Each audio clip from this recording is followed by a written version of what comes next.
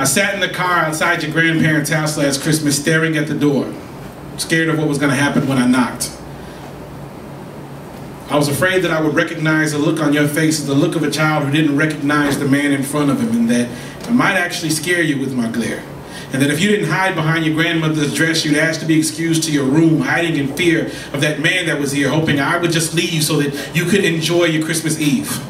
I stepped outside the car outside in front of your grandparents' house last Christmas, staring at the door, afraid of what was going to happen when I knocked. I let the cold air embrace me. I let it prepare me for the reception I anticipated I'd be receiving.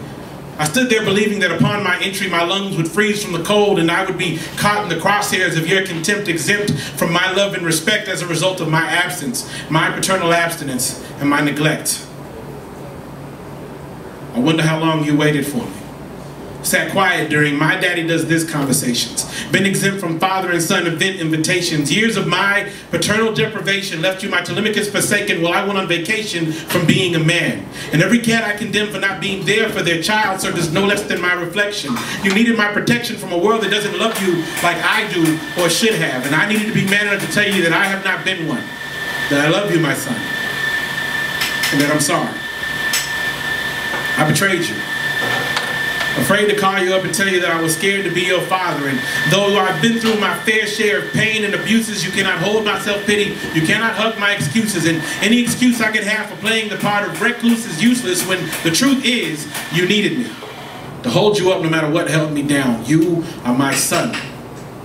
You are my God-given legacy. More than an unfortunate situation, more than even my life's validation. Sir, since you have been born, I've been so very proud of thee. So I decided that without any further hesitation, I would step through that door and say the following. Be the kind of man you want your daughter to bring home.